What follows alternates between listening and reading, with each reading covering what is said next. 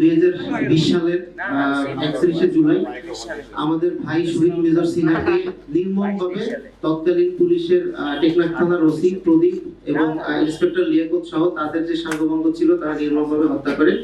এরপরে তার বোন হচ্ছে বাদী হয়ে একটা মামলা করে এবং প্রায় দীর্ঘ 18 মাস পরে অনেক বাধা বিপত্তি, তৎকালীন যে ফ্যাসিস্ট আওয়ামী লীগ সরকার ছিল, যেহেতু ওসি প্রদীপ ফ্যাসিস্টদের অন্যতম দোষকদের একজন ছিল এবং আরো অনেকে ছিল সাথে, তো ফ্যাসিস্ট আওয়ামী লীগ সরকারের আমলে অনেক বাধা বিপত্তি পার হয়ে প্রায় হচ্ছে আপনি জানেন যে 2023 সালের জানুয়ারির 31 তারিখে প্রায় 18 মাস পরে 18 মাস পরে আপনার ওসি প্রদীপ এবং লিয়াকত সহ দুইজনের ফাঁসির আদেশ হয় এবং আরো 6 জনের যাবজ্জীবন হয় এবং ওই মামলায় 7 জনকে বেকসুর খালাস দেওয়া হয়।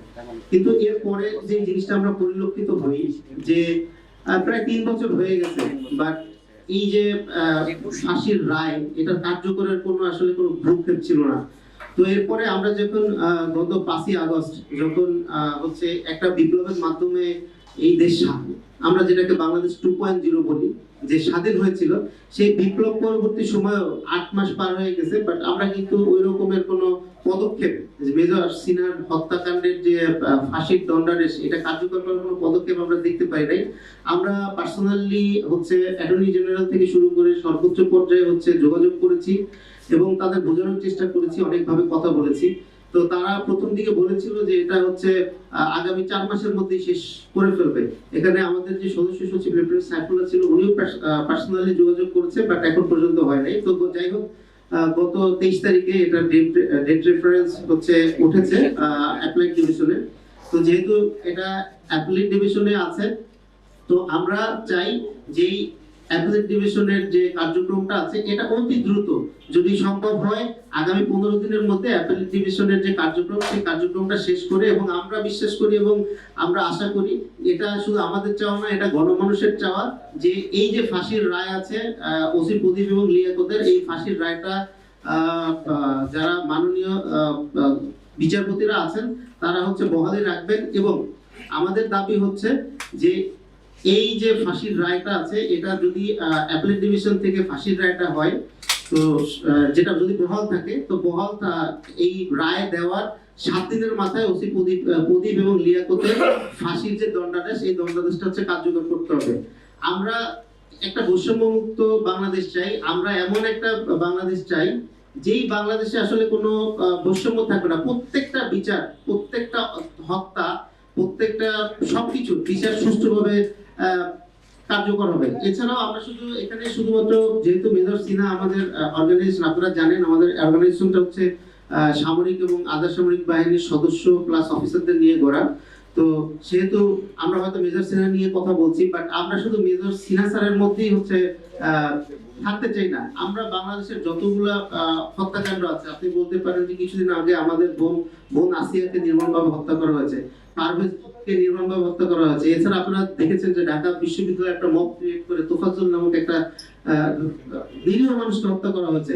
এই প্রত্যেকটা হত্যাকাণ্ডের নিন্দা আমাদের পক্ষ থেকে জানাই। শুধু নিন্দাই না, আমরা আপনাদের বলতে চাই যে প্রত্যেকটা হত্যাকাণ্ডের যে বিচারিক প্রক্রিয়া চলমান আছে সেই বিচারিক প্রক্রিয়ায় আমাদের চোখ রয়েছে এবং আমরা চেষ্টা করব আমাদের অ্যাসোসিয়েশনের পক্ষ থেকে প্রত্যেকটা হত্যাকাণ্ডে যাতে সর্বোচ্চ শাস্তি হচ্ছে দেয় সেই দাবি এবং চেষ্টা আমাদের অর্গানাইজেশনের পক্ষ থেকে থাকবে।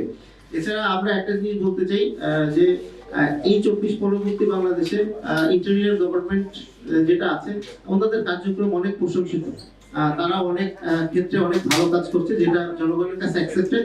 বাট একটা জায়গায় আমরা বেশ দুর্বলতা পরিলক্ষিত হচ্ছে, সেটা হচ্ছে আইন এবং সংসদ বিষয়ক আইন মন্ত্রণালয় যেটাকে আমরা বলি, যেটার উপদেষ্টা হচ্ছে ডক্টর আসিফ নজরুল। আমরা আপনাদের মাধ্যমে ওনাকে সাবধান করতে চাই যে আপনি সাবধান হয়ে যান।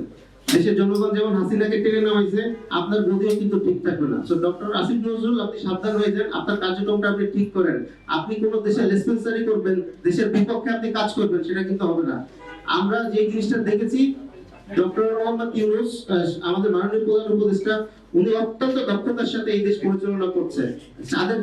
যাদের যেমন একটা কলঙ্ক আছে, আমার মনে হয় যে বর্তমান উপদেষ্টা পরিষদের কলঙ্ক হচ্ছে ডক্টর আসিফ নজরুল। আপনি ঠিক হয়ে যান, না হলে দেশের জনগণ কিন্তু আপনাকে টেনে নেওয়া হবে, এটা আপনাকে স্পষ্ট ভাষায় বলতে চাই। এছাড়া আমাদের যে দাবি যে আমাদের ভাই শহীদ মেজর সিনার যে অ্যাপেলেট ডিভিশনে যেটা ডেট রেফারেন্স শুনানি চলতেছে, এটা আগামী 15 দিনের মধ্যে আমি আশা করি যে এটা শেষ হয়ে যাবে এবং ওসি প্রদীপ এবং লিয়াকতের যে ফাঁসির রায় আছে সেই রায়টা বহাল থাকবে এবং এই যখন অ্যাপেলেট ডিভিশনের শুনানি শেষ হয়ে যাবে এবং এই যে অ্যাপেলেটের রায় আসবে এর 7 কর্মদিবসের মধ্যে হচ্ছে ওসি প্রদীপ এবং লিয়াকতের ফাঁসির রায় কার্যকর করতে হবে। যদি এই ফাঁসির রায় কার্যকর করতে না হয়, আমাদের অ্যাসোসিয়েশনের পক্ষ থেকে আমরা কঠোর কর্মসূচি ঘোষণা করব। আমরা শুধু আমাদের অ্যাসোসিয়েশনের পক্ষ থেকে না, আমরা সারা দেশবাসীর কাছে আহ্বান জানাই যে আপনারা আমাদের সাথে একত্রবদ্ধ প্রকাশ করেন। আপনারা মেজর সিনা শুধু আমার ভাই না, আপনার ভাই, আপনার সন্তান, সকলের সন্তান। ওনার যদি জাস্টিস হয়, আমরা মনে করব এটা সারা বাংলাদেশে একটা জাস্টিস পেয়েছে এবং আমরা চাই যে আপনারা সবাই আমাদের সাথে একমত হন, একসাথে আসেন এবং মেজর সিনার যে জাস্টিস, সেই জাস্টিসটা যাতে আমরা সকলে মিলে এনশিওর করতে পারি সেই চেষ্টা করি। এরপরে আমরা যদি এই আমাদের যে দাবি, এই দাবিগুলো যদি পালন না হয়, পরবর্তীতে আমরা যেই কর্মসূচি দিব সেই কর্মসূচিতে আমরা চাই আমাদের সাথে যাতে সকল দেশবাসী থাকে। এবং সর্বশেষ যে জিনিস আমরা বলতে চাই সেটা হচ্ছে ডক্টর আসিফ নজরুল, আপনি বাংলাদেশের পক্ষে কাজ করেন, আপনি এমন কোনো কাজ করবেন না যেটা দেশের স্বার্থ বিরোধী হয়ে যায়, দেশের জনগণ এটাকে ছাড় দিবে না। ধন্যবাদ।